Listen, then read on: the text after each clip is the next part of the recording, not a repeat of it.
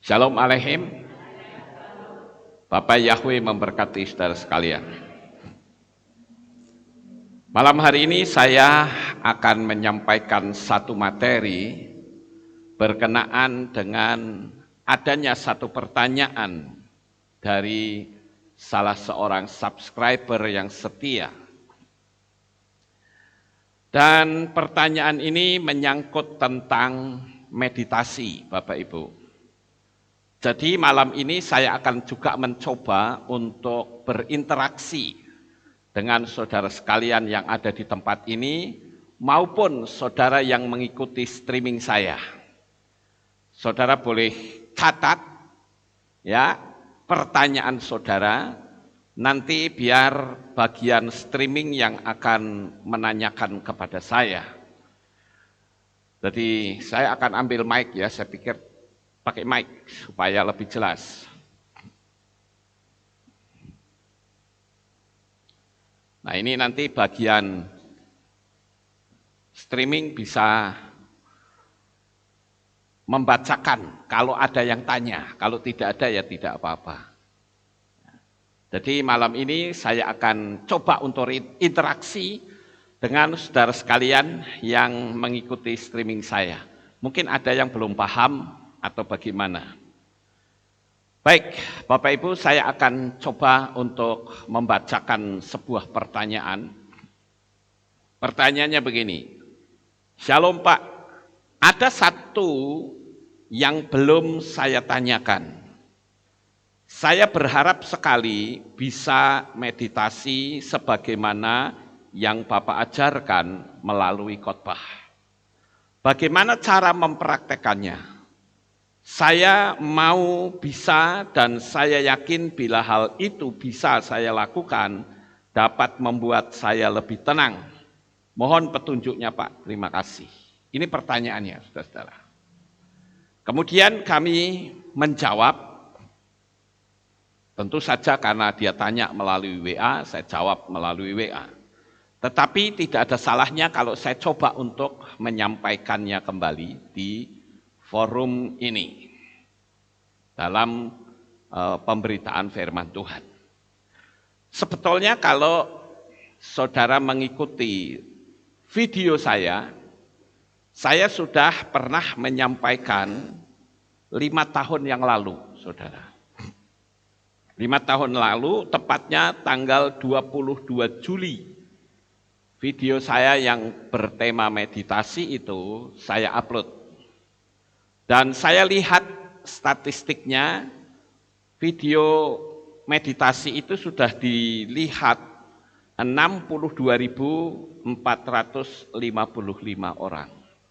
Dan yang menyukai itu ada 817 orang. Jadi meditasi ini memang kalau menurut saya sangat penting, saudara. Namun demikian, kita tentu tahu bahwa dalam dunia keimanan, khususnya orang-orang Kristen, itu menganggap bahwa meditasi itu salah. Karena kitab sucinya tidak pernah menulis kata meditasi. Memang saya sangat menyayangkan dengan pemahaman yang demikian. Kalau sampai meditasi itu tidak diketahui, berarti orang di luar sana jauh lebih hebat. Tetapi kalau kita mau melihat di dalam kitab suci kita yang berbahasa Ibrani, sebetulnya meditasi itu sudah tertulis. Dan apa yang ditanyakan oleh Bapak ini, itu memang sangat penting, saudara-saudara. Karena ketenangan itu betul-betul dibutuhkan saat ini. Situasi yang membuat begitu banyak anak-anak Tuhan berguguran imannya. Lalu bagaimana bisa mendapatkan ketenangan? Di video saya tentang meditasi, di situ saya tunjukkan beberapa teori-teori. Tapi kali ini saya akan langsung mengajarkan secara prakteknya bagaimana. Walaupun saya tidak akan praktekkan, tapi langsung saya sampaikan, nanti saudara praktek sendiri di rumah masing-masing. Saya akan coba untuk membacakan terlebih dahulu firman Tuhan, landasannya dari mana, supaya kita tidak dianggap sesat, saudara-saudara. Karena biasanya kan kalau orang-orang Kristen itu selalu ngomong, ono ayatnya pora gitu, ya, ada ayatnya enggak. Nah, makanya saya perlu sampaikan. Kita akan baca terlebih dahulu, Bapak Ibu, yaitu di dalam kitab Bereshit atau Kejadian. Kitab Bereshit atau Kejadian pasal yang ke-24. Ayatnya yang ke-63. Nah, saya akan bacakan dari versi ILT terlebih dahulu. Begini bunyinya. Dan pergilah Ishak keluar untuk menyendiri di padang saat menjelang sore hari. Ketika dia mengangkat matanya dan melihat, maka tampaklah sejumlah unta sedang datang. Sampai di sini dulu. Di ayat ini, apa yang ada di benak pikiran kita ketika kita membaca, kita akan memiliki sebuah bayangan bahwa Ishak itu keluar untuk menyendiri di padang. Ini masih agak rancu, saudara. Menyendirinya itu ngapain gitu loh.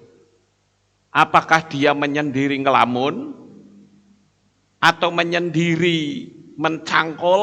Kan sama saja menyendiri, saudara. Enggak jelas di sini.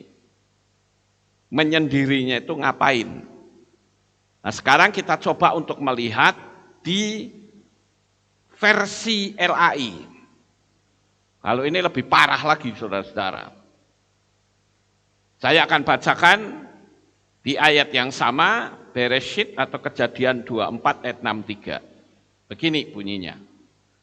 Menjelang senja, Ishak sedang keluar untuk jalan-jalan di padang. Ia melayangkan pandangnya, maka dilihatnya ada unta-unta datang. Jadi bayangan kita di ayat ini adalah Ishak itu keluar, ya, lalu jalan-jalan di padang, ya jalan-jalan sana sini, jalan-jalan. Ini yang ada di benak pikiran kita, saudara. Nggak tahu kenapa kok dia jalan-jalan. Namun demikian, kalau kita melihat di dalam teks berbahasa Inggris, itu tepat. Jelas, saudara. Saya bacakan, demikian bunyinya.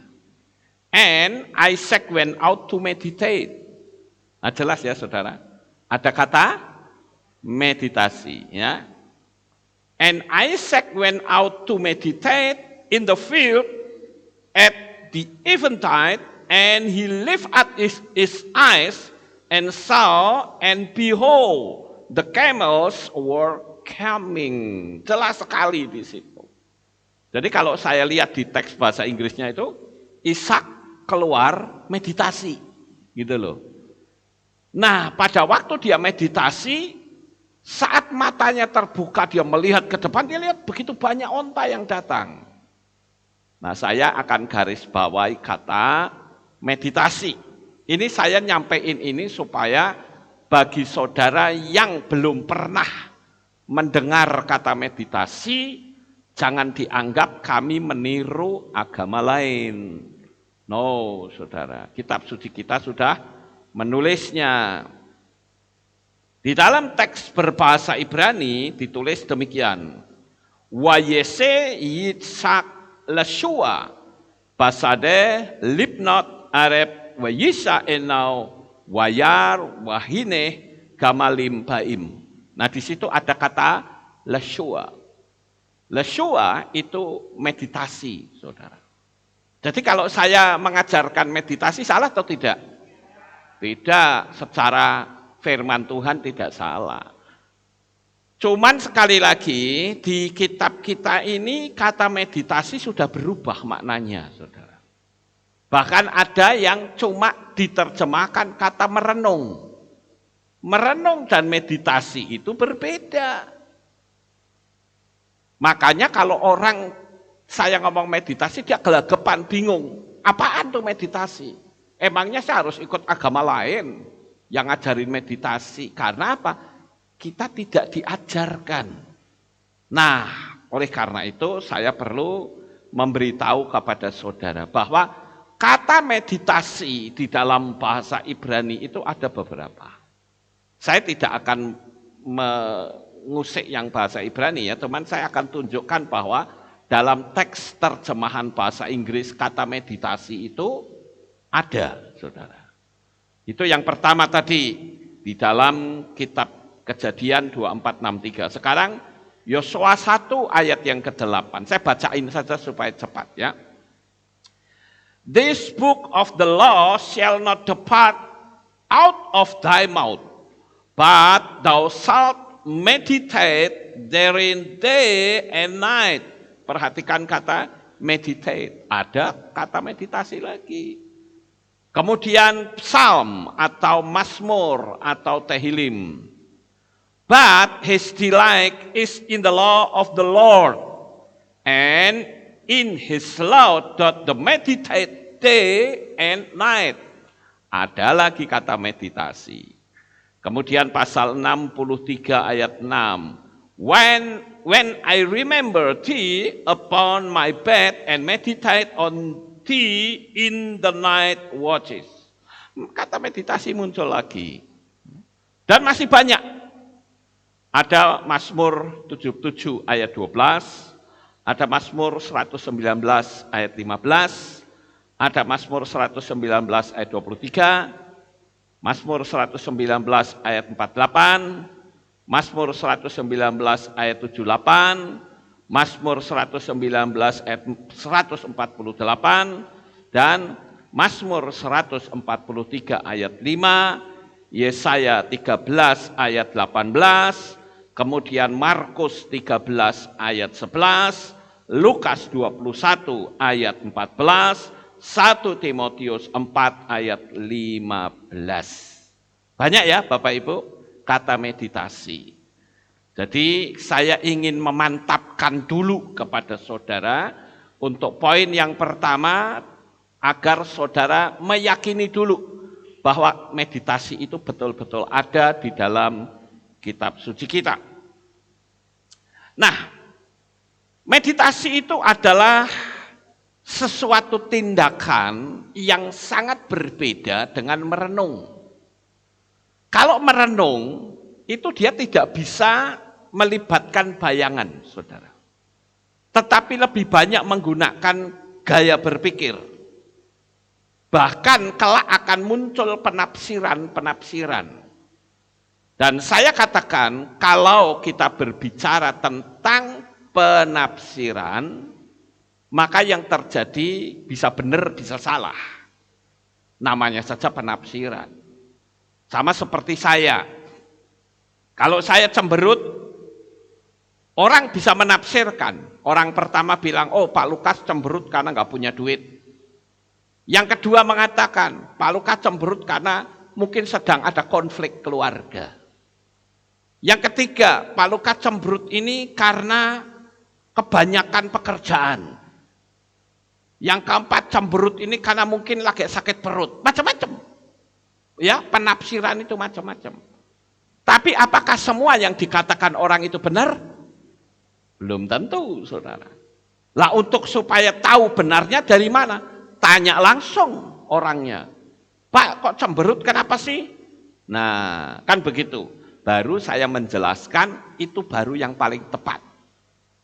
Begitu juga ketika kita melihat kitab suci, saudara. Kalau kita membaca kitab suci, kita tidak menemukan jawabannya, cari yang lain.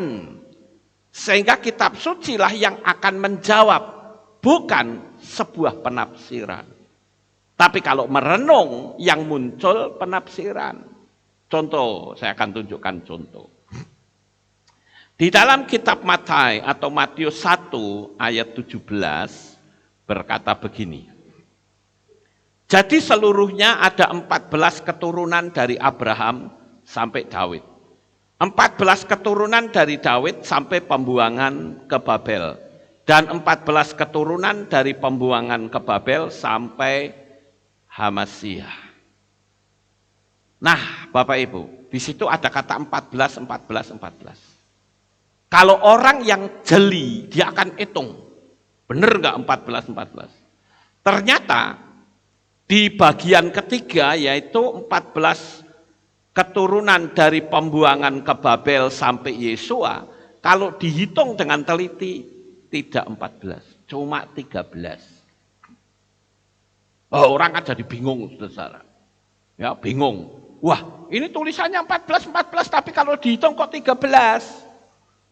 Lah yang benar yang mana? Lah ini orang merenung. Ketika merenung, otomatis yang main logika, saudara. Oh, jangan-jangan. Nah ini nanti bisa muncul oknum lain. Karena merenung, akhirnya menafsir.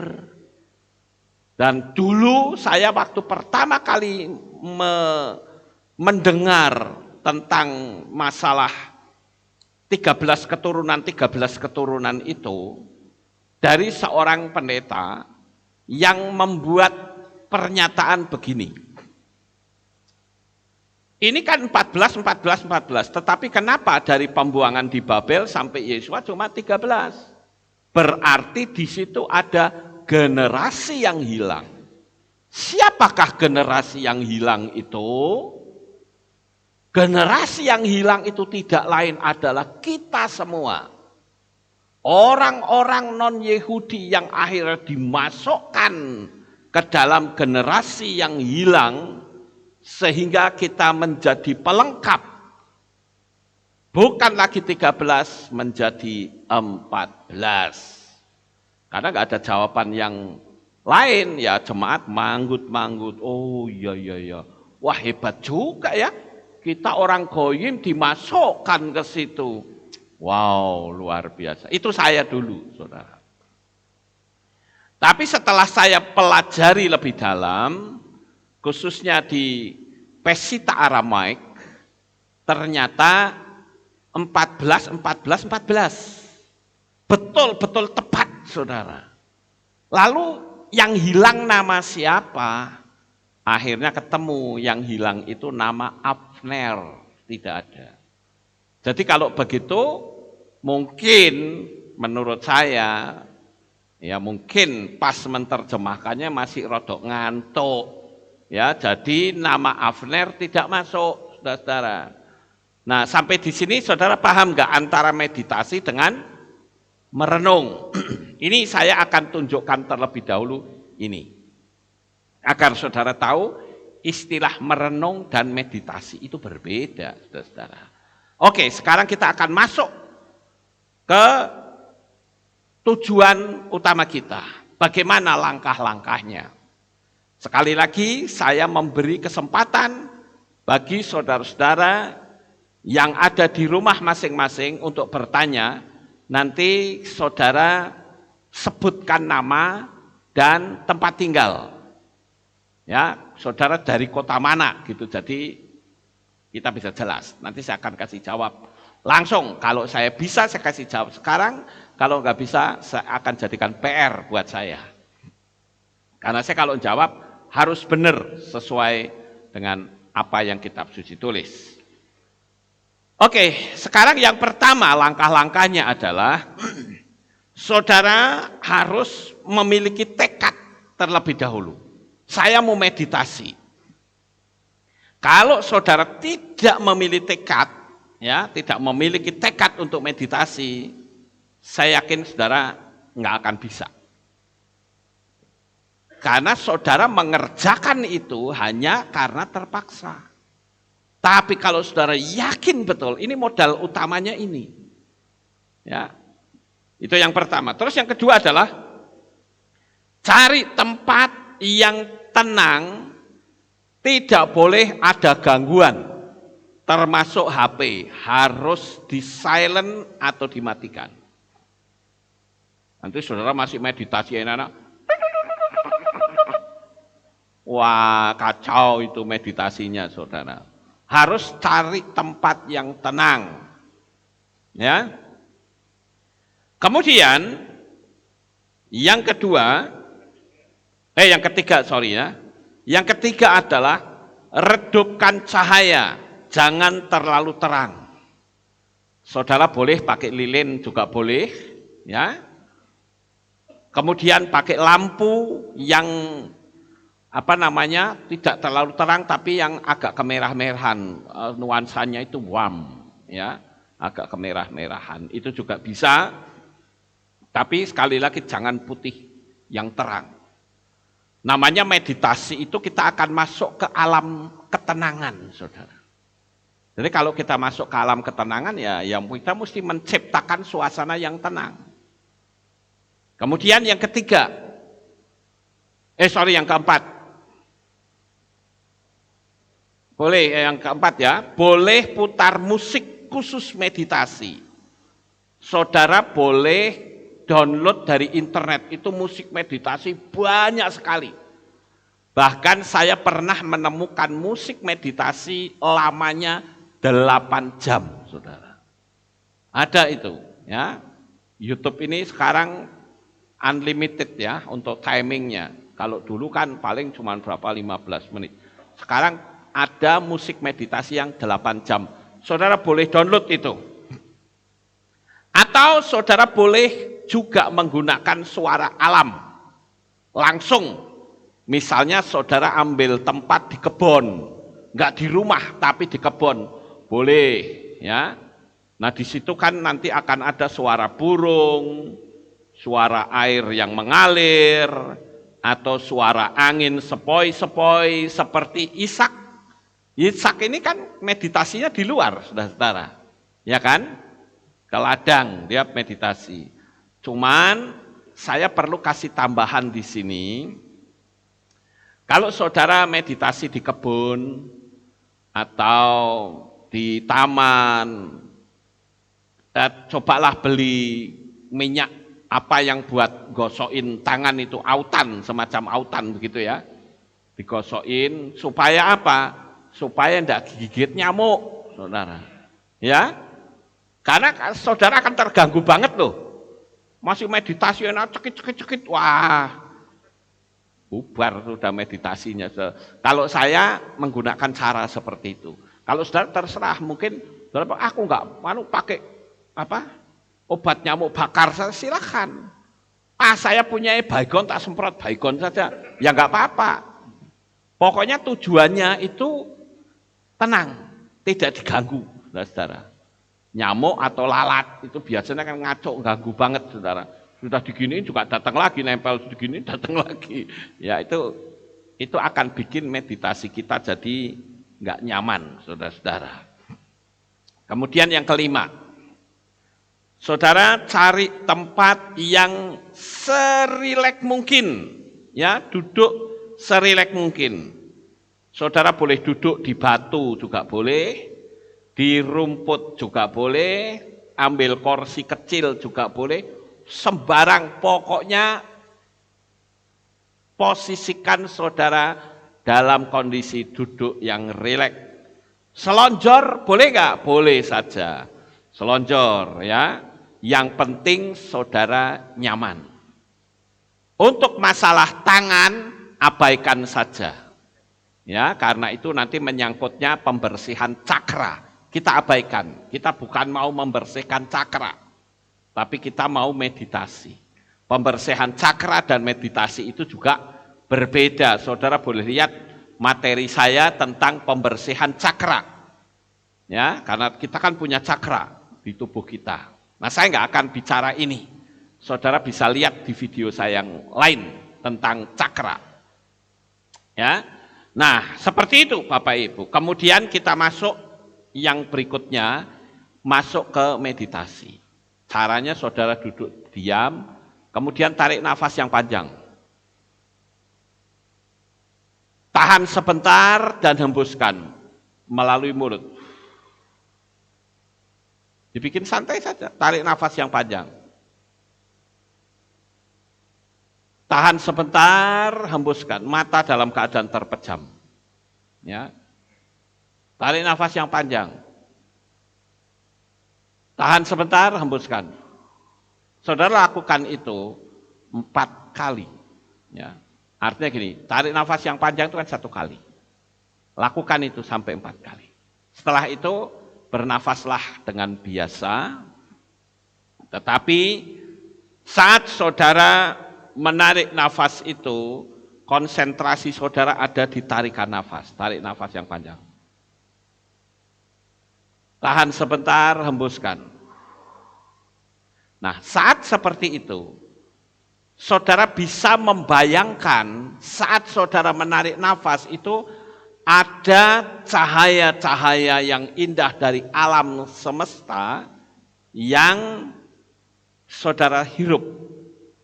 Itu yang akan menghancurkan racun yang ada di dalam energi di tubuh kita waktu kita keluarkan. Seperti itu, Bapak Ibu. Kemudian kita masuk yang lebih dalam lagi. Yang ketujuh, yaitu ke alam ketenangan. Ini bisa lama waktunya, saudara. Untuk mendapatkan ketenangan ini bisa lama. Kenapa? Karena yang belum terbiasa itu seringkali mengalami gangguan. Misalnya saja gangguan kakinya kok kemeng misalnya, itu juga mengalami gangguan. Ya. Jadi betul-betul ini memakan waktu yang lama, bisa 10 menit, bisa 15 menit, saudara tenang aja, tarik nafas. Konsentrasi penuh di nafas, artinya pikiran saudara itu ke nafas, bukan dikosongkan. Sekali lagi ya, saya tidak mengizinkan saudara mengosongkan pikiran, kosong, plong gitu. Nanti yang masuk malah setan, saudara. Ya, jangan. Itu bukan metodenya kita. Ya, kalau orang lain bilang kosongkan pikiran, terserah. Tapi saya tidak mengajarkan seperti itu. Saudara tarik nafas, konsentrasi di nafas. Tenang begitu ya. Setelah saudara mampu untuk fokus, mulai saudara masuk ke alam bayangan. Hal-hal yang dahsyat yang menjadi visi dan impian saudara. Nah, ini tak kasih tahu sekarang, saudara. Ini banyak orang yang salah. Banyak orang yang salah. Kenapa? Ketika saya bilang, coba kamu visinya apa? Oh, saya ingin punya visi, rumah saya ini kan selalu kontrak, tiap tahun kontrak, sana sini kontrak terus. Saya ingin punya sendiri, oke. Nah, sekarang kalau saudara ingin punya sendiri, bayangkan seolah-olah saudara sudah punya rumah. Bayangkan. Nah, dia membayangkan nih, saudara. Tapi dia salah cara membayangkannya. Yaitu apa? Dia nonton dirinya sendiri, nampak gitu loh. Saya suka pancing begini. Kamu membayangkan bagaimana? Lalu dia orang bilang gini, oh saya melihat, wah saya sedang membersihkan kamar, wah rumahnya indah. Saya masa salah itu, bukan begitu. Ya.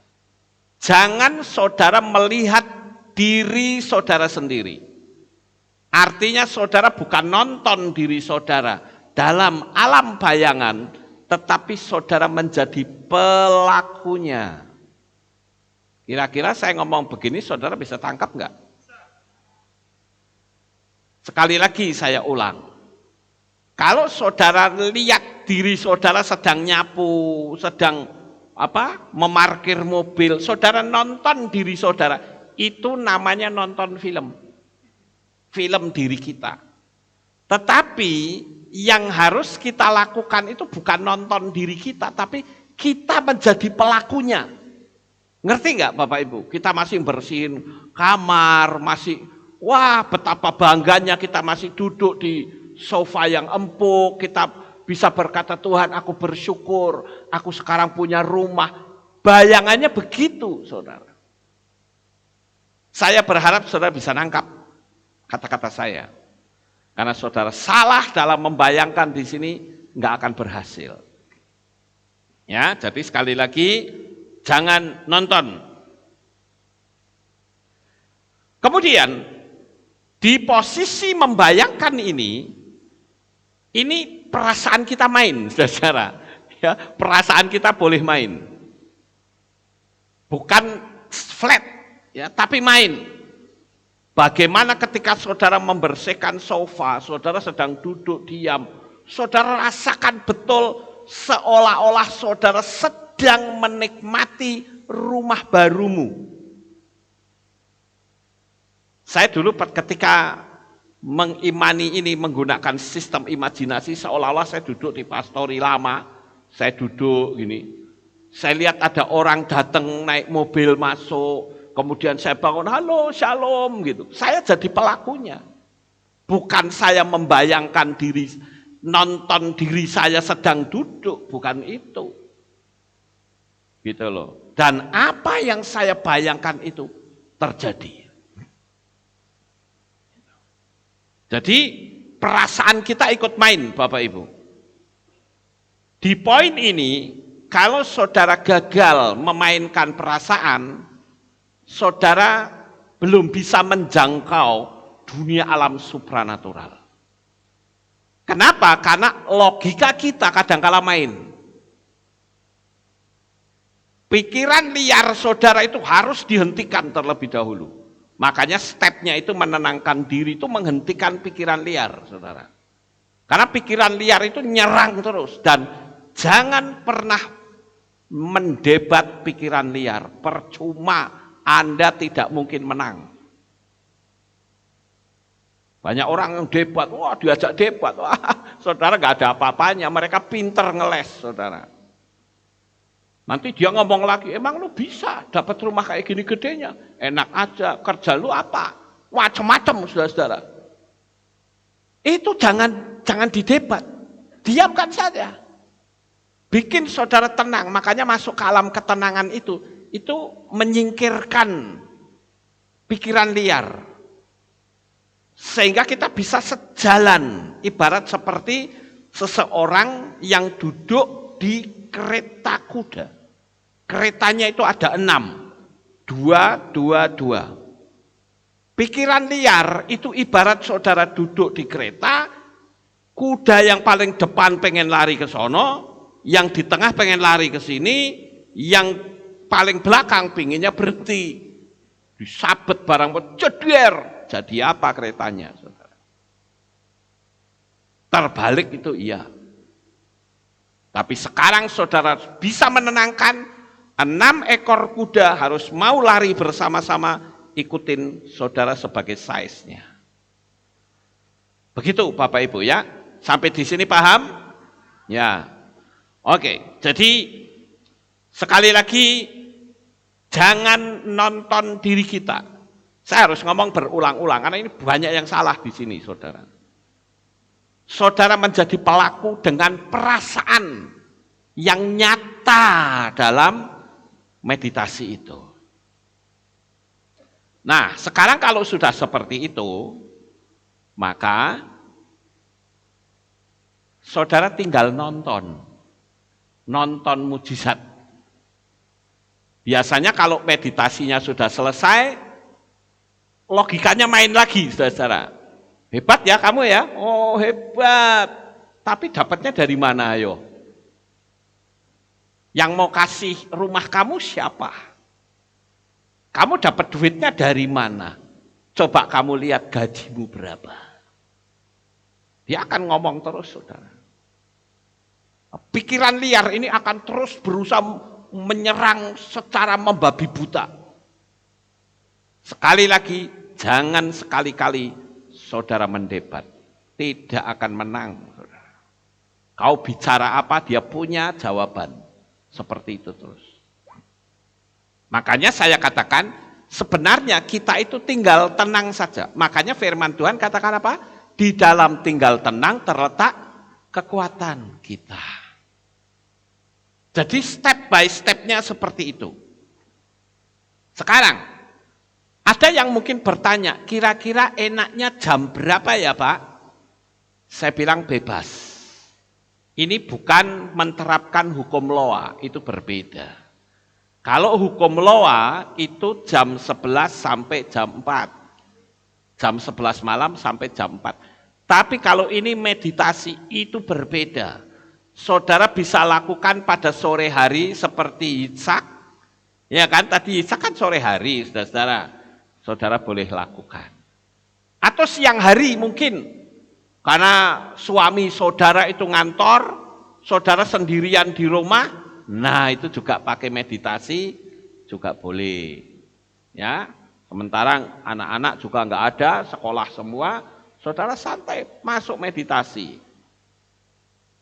Lamanya berapa? Nah ini kadang kan orang tanya, lamanya berapa? Ya namanya pemula, ya paling tidak 15 menit lah. Ya paling cepat 15 menit. Tapi kalau orang sudah terbiasa, itu 2 jam itu tidak kerasa loh saudara. Sangat tidak terasa. Begitu kita melek biar gitu, lihat jam sudah 2 jam. Enggak kerasa. Karena kita sudah nembus masuk ke dimensi yang berbeda. Ya. Kemudian ini yang juga harus diperhatikan, yaitu selama meditasi jangan sampai ketiduran, bablas saudara-saudara. Anak ada yang tanya sama saya, Pak, saya kalau meditasi kok bablas? Itu benar enggak ya? Saya bilang itu bukan meditasi, itu tidur namanya saudara ya. Kalau meditasi ya enggak begitu. Jadi saya sampaikan ini agar saudara itu tidak takut menghadapi hal-hal yang saat ini sedang terjadi. Percayalah, engkau tidak sendiri. Ya, engkau bersama dengan Tuhan. Kemudian, mungkin orang tanya lagi sama saya, Pak, kenapa harus ada tarik nafas, hembuskan? Maksudnya apa? Nah, kan harus ada pertanyaan begitu. Maksudnya adalah ketika kita tarik nafas nih, tahan sebentar, hembuskan, masuk ke alam tenang, itu sebetulnya adalah meningkatkan energi prana yang ada di dalam diri kita. Ya, energi prana itu perlu ditingkatkan.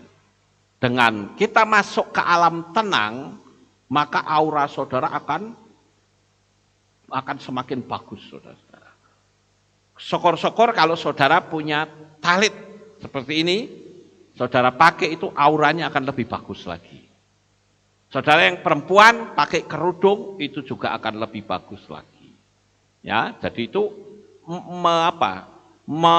memperindah aura kita agar supaya prana kita itu meningkat. Nah, sekali lagi pada saat saudara membayangkan tarik nafas itu, bayangkan adanya cahaya-cahaya indah yang saudara sedot ke hidung. Hembuskan. Itu cahaya-cahaya yang indah. Begitu masuk ke tubuh kita, dia akan mendetoks itu, membersihkan racun-racun energi. Karena di luaran ini banyak juga ya, ada energi yang baik, ada energi yang tidak baik.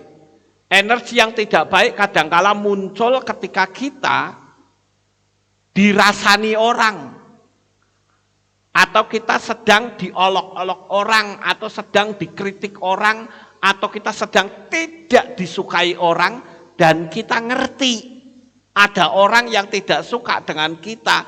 Kalau kita biarkan, energi kita makin lama makin rusak, saudara-saudara. Dan saudara akan jauh dari mujizat dan berkat. Sangat jauh. Makanya pengetahuan ini perlu saya sampaikan kepada saudara sekalian.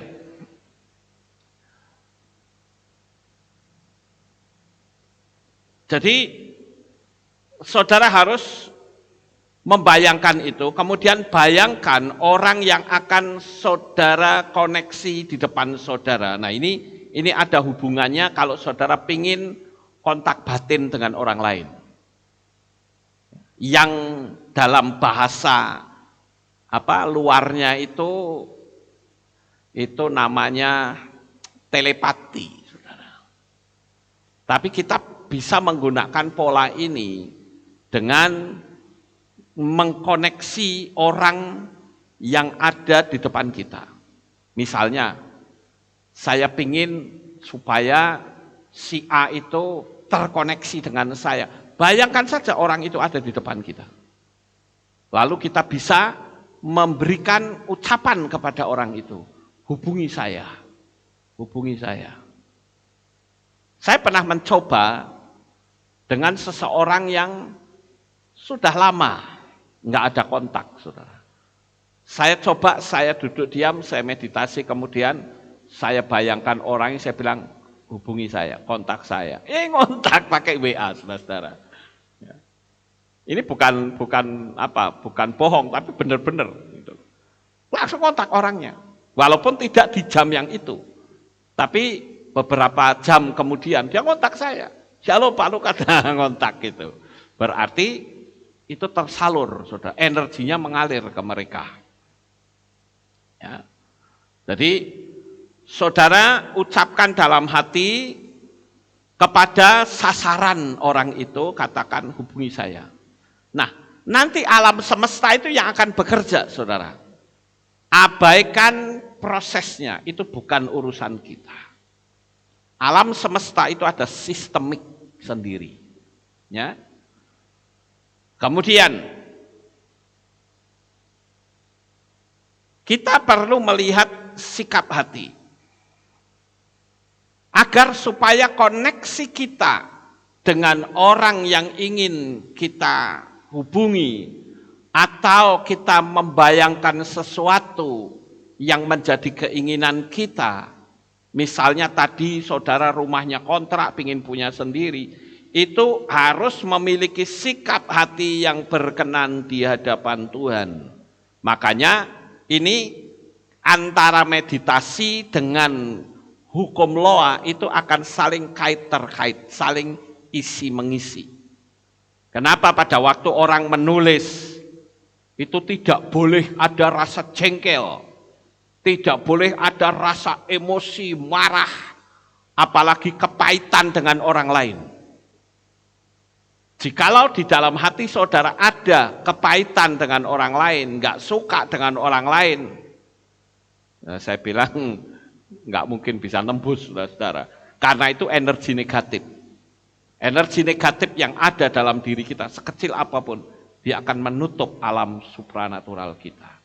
Ibarat seperti mobil, itu di platinanya itu ada kotorannya. Mobilnya bagus, bensinnya ada, akinya baru.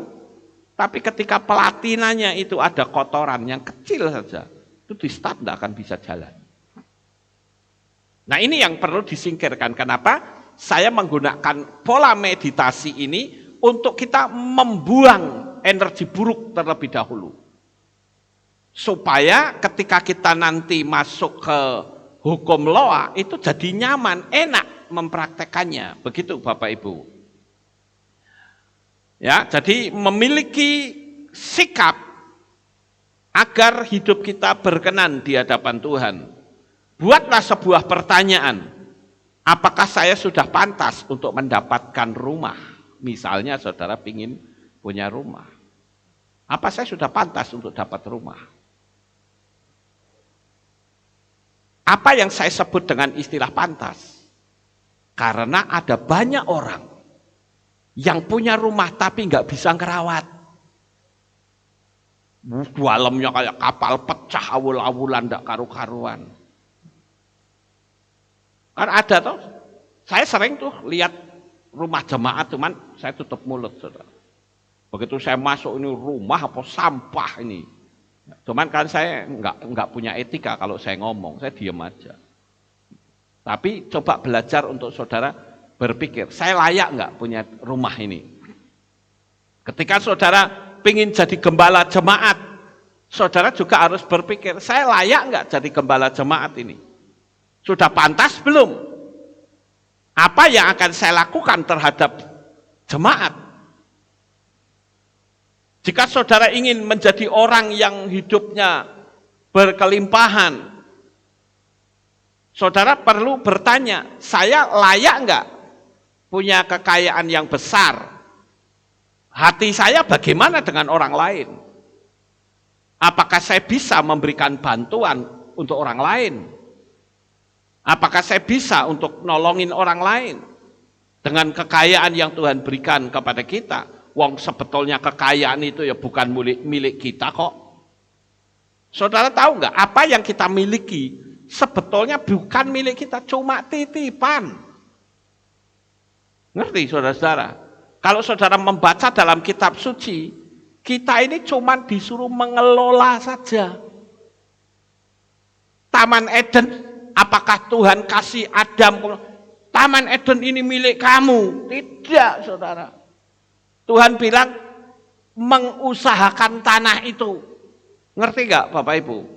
Ketika Adam dan Hawa itu jatuh dalam dosa, diusir keluar. Itu bukti bahwa Adam Hawa itu tidak bisa memiliki.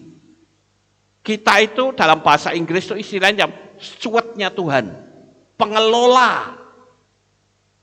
Gitu loh. Kita dapat duit, kita berdoa, Tuhan, uang ini untuk apa? Tuhan bilang, kasihkan si A si B, kita kasihkan. Tapi kadang orang tidak berani, saudara-saudara. Wah, ini berkat besar. Wah, akhirnya apa? Bukan saudara mengelola, tetapi memiliki. Itu yang tidak boleh. Nanti saya akan sampaikan beberapa waktu yang akan datang ya. Bagaimana kita bisa mengelola keuangannya Tuhan. Kita jadi stewardnya Tuhan. Tapi ini saya gabungkan ke sini. Bagaimana sih kalau saya ingin jadi orang kaya, sudah pantas belum? Kalau saya membagi berkat sama orang lain. Karena firman Tuhan juga berkata apa? Ada orang yang menebar harta tetapi bertambah kaya. Lucu ya saudara? Nebar harta secara logika kan duitnya habis. Kok tambah kaya? Kenapa? Nah itu karena ada unsur-unsur dari alam supranatural. Ya, kita terus belajar, saudara. Jika saudara memancarkan kelembutan, sekali lagi, alam semesta akan merespon dengan baik. Kemudian, ini yang terakhir ya, setelah itu saya kasih kesempatan, barangkali ada yang bertanya nggak? Ada, oke. Coba malam hari, saudara keluar. Ini saya sering buktikan, saudara-saudara. Saya sering lakukan di sini, di depan sini. Saya keluar, saya pandangin langit, dan saya kagumi kasih Tuhan. Saya lihat, saya kagumi, saya angkat tangan gini.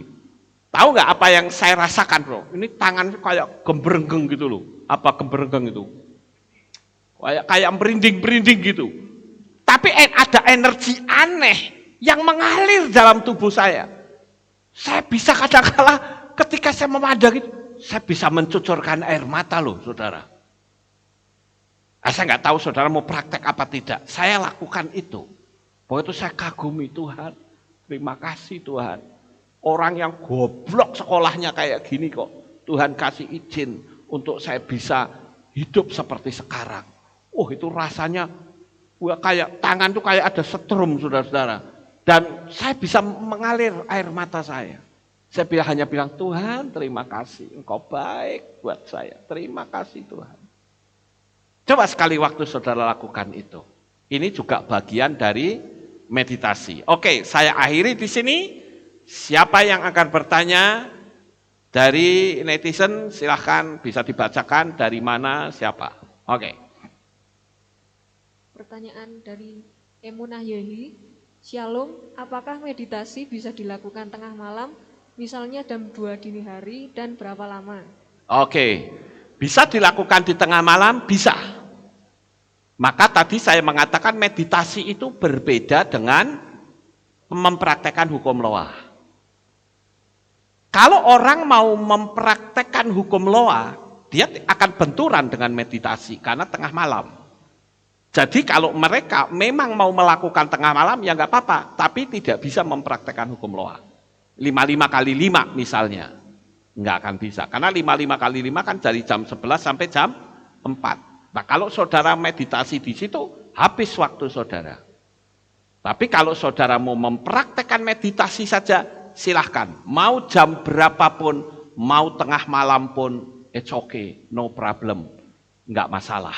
Ya, oke. Ada pertanyaan lain? Pertanyaan dari Lena Surjana Chandra, musik meditasi, apakah boleh kita menggunakan yang biasa dipakai oleh agama lain? Dan apa ciri-ciri musik meditasi yang benar? Ya, pertanyaan sangat bagus. Boleh nggak kalau meditasi kita pakai dengan musik agama lain? Saya jawab boleh. Karena musik meditasi itu kan tidak ada kata-katanya, saudara.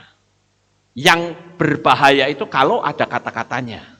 Apalagi kalau misalnya kata-katanya menghujat Tuhan misalnya. Itu kan yang tidak boleh itu kata-kata.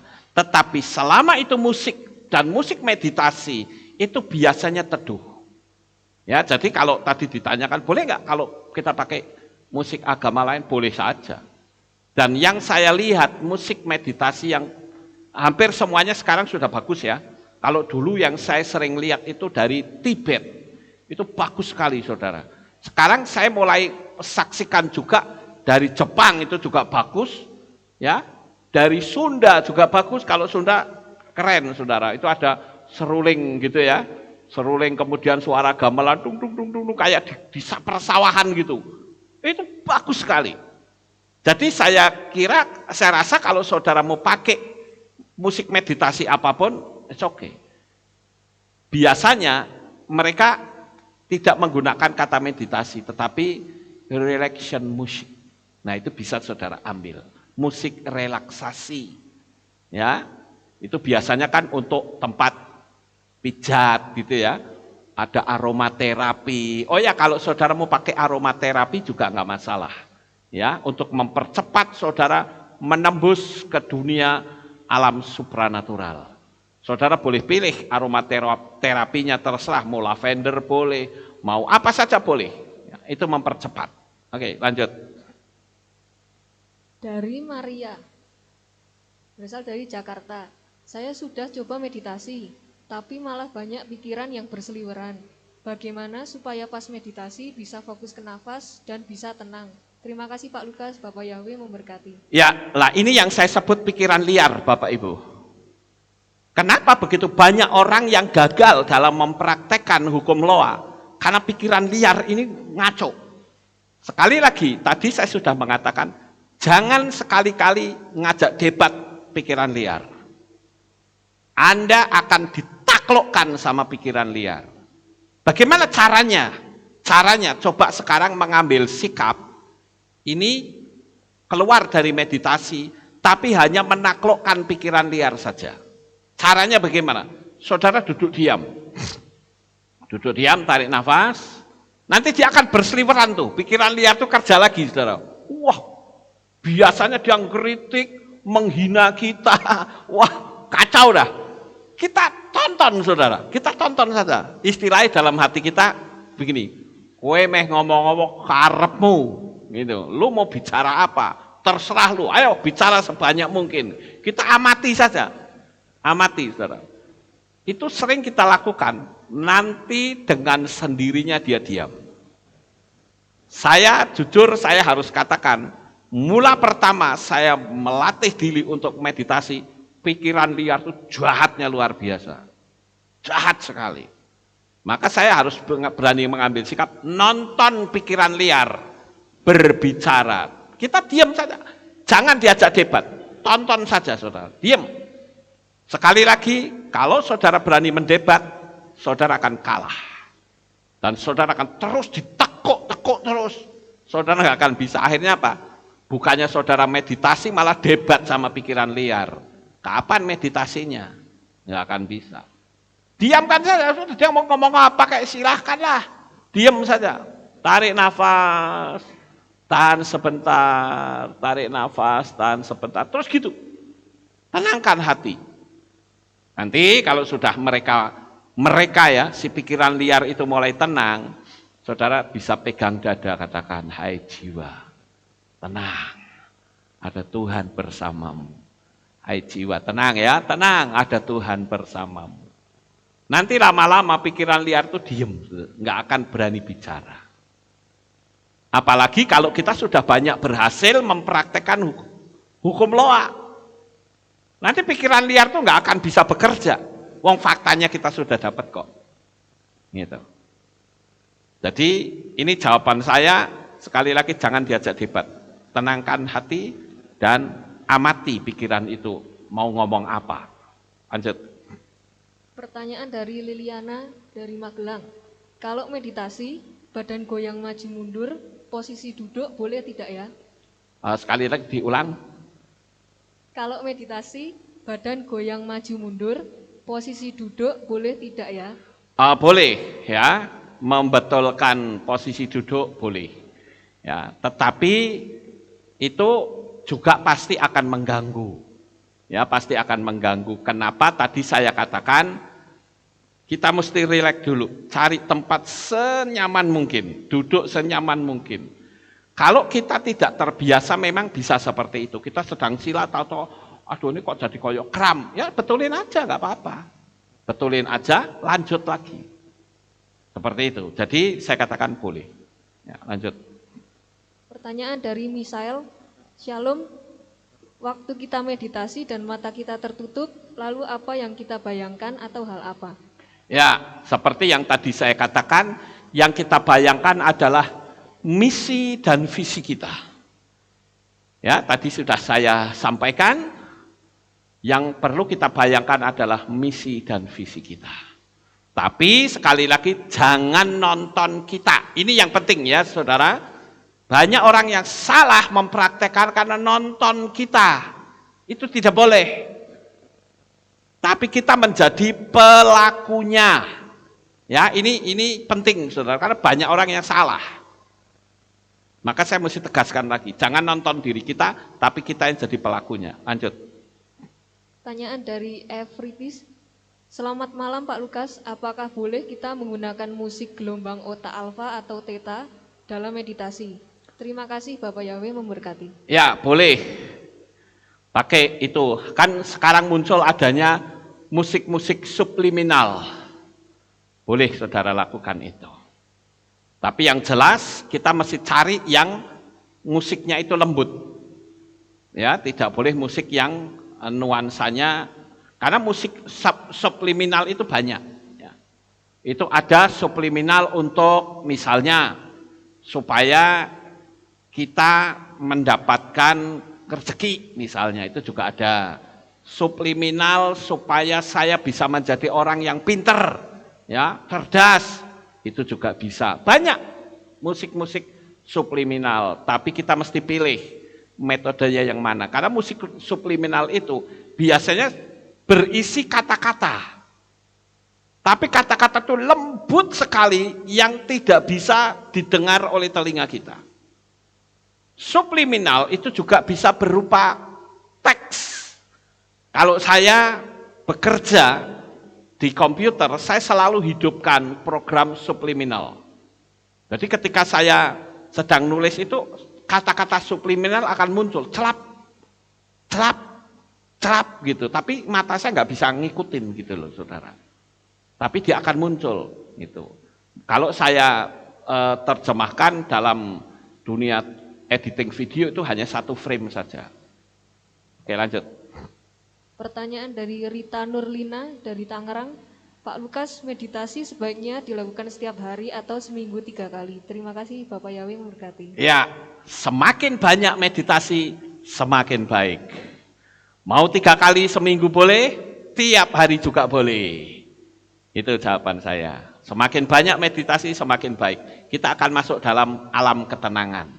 Kalau enggak kita banyak kemperungsung loh saudara, lihat kondisi sekarang ya. Oke, silakan lanjut. Selesai, baik. Baik Bapak Ibu, sekarang saya mau kasih kesempatan bagi saudara yang ada di sini, saya mau bertanya. Kalau tidak ada, kita akan akhiri, kita tunduk kepala, kita akan berdoa. Terima kasih Bapak Yahweh, selesai sudah pemberitaan firman-Mu pada malam ini. Kami percaya biarlah Bapa senantiasa memberkati baik orang-orang yang menyaksikan streaming kami, Engkau berkati mereka semuanya. Terima kasih ya Tuhan, inilah doa syukur yang kami naikkan di dalam nama Adonai Yeshua HaMashiach, kami sudah berdoa. Amin, haleluya. Kita akan dengar pengumuman. Shalom. Berjumpa kembali dalam Aleph Shalom Breaking. Berjumpa kembali dalam Aleph Thou Breaking News. Berikut kami sampaikan pengumuman minggu ini. Info ibadah anak. Ibadah anak telah kembali dilaksanakan. Untuk itu, kami menghimbau Bapak Ibu Saudara dapat mengajak putra atau putrinya untuk mengikuti ibadah anak pada hari Minggu, tanggal 5 September 2021, pukul 9 pagi di Kehilat. Info Hari Raya.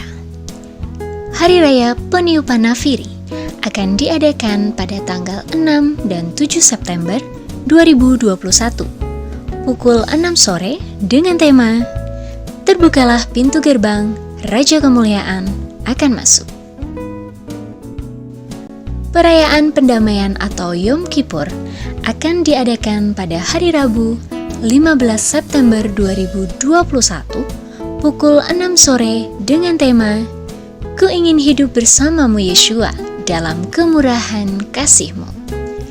Jemaat dapat membawa kertas bertuliskan dosa-dosa untuk dibakar, dan bagi jemaat live streaming dapat mengikuti sakramen pembakaran kertas tersebut di rumah masing-masing. Dalam rangka memperingati perayaan Yom Kippur, jemaat dipersilahkan untuk berpuasa selama 25 jam, dimulai pada hari Rabu 15 September 2021 pukul 6 sore waktu setempat hingga Kamis 16 September 2021. Hari Raya Sukkot akan diadakan pada hari Senin 20 September 2021 pukul 6 sore dengan tema Ditinggikan nama Yeshua, kibarkanlah panjinya. Hari Raya Shemini Atzeret akan diadakan pada hari Senin 27 September 2021 pukul 6 sore dengan tema Yeshua Kau Tuhan yang Hebat. Hari Raya Shimchat Torah akan diadakan pada hari Selasa 28 September 2021 pukul 6 sore dengan tema Yahweh yang perkasa untuk menyelamatkanku. Demikian pengumuman untuk minggu ini. Sukses besar bagi saudara. Bapak Yahweh memberkati. Ya, itulah pengumumannya. Bapak Ibu, kita akan akhiri ibadah kita. Saya mengundang jemaat Tuhan, mari kita bangkit berdiri, kita tutup dalam doa. Terima kasih Bapak Yahweh, selesai sudah ibadah kami pada malam ini. Sebentar kami akan kembali pulang ke rumah kami masing-masing. Kami mohon perlindungan dan tuntunan Tuhan sampai di rumah dengan selamat. Pertemukan kembali pada jam-jam ibadah mendatang di dalam ikatan tali kasih-Mu. Terima kasih ya Tuhan, inilah doa syukur yang kami naikkan di dalam nama Adonai Yeshua HaMashiach. Kami sudah berdoa. Mari kita angkat tangan kita dan kita akan menerima berkat Kohanim. Haleluya. Yevarechecha Yahweh wa yishmereka.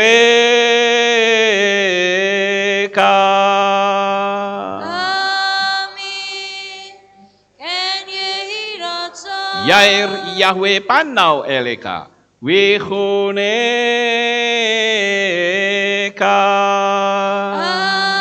Amin. Ken yehi ratzon. Yesa Yahweh panau eleka wa yashem lecha shalom. Amin. Ken yehi ratzon. Baruk atabair o faruk atabasadeh. Engkau akan diberkati di kota dan kau akan diberkati di ladang. Amin. Baruk peripit necha ufriat matka ufri fahem teka shikar alapeka wa esterot soreka. Diberkatilah buah kandunganmu, diberkati hasil bumimu, diberkati hasil ternakmu, anak-anak lembumu dan anak-anak dombamu. Amin. Baruk tan akau misyartika, diberkatilah bakulmu dan tempat adonanmu. Amin. Baruk ata boboy, kau faruk ata betseteha, dan kau akan diberkati pada waktu kau masuk, dan engkau akan diberkati pada waktu engkau keluar. Amin. Baruk ata Yahweh Eloheinu melek haolam, besem Yeshua HaMashiach Ruach HaKodesh kile olam faer. Kami sudah berdoa dan mengucap syukur. Haleluya. Amin. Haleluya.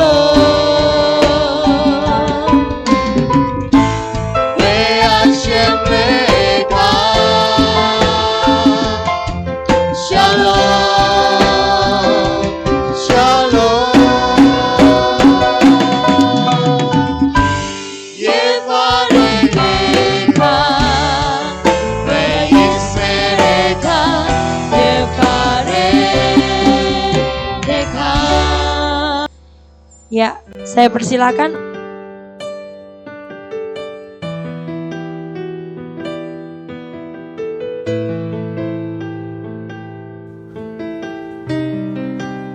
Segala pujian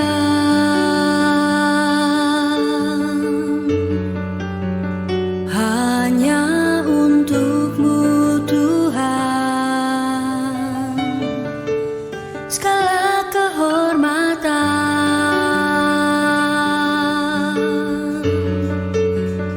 juga punya-Mu Tuhan. Dari puncak tertinggi sampai lembah terlandai, semua karya kasih cinta-Mu, sujud menyembah Sang Maha Pencipta.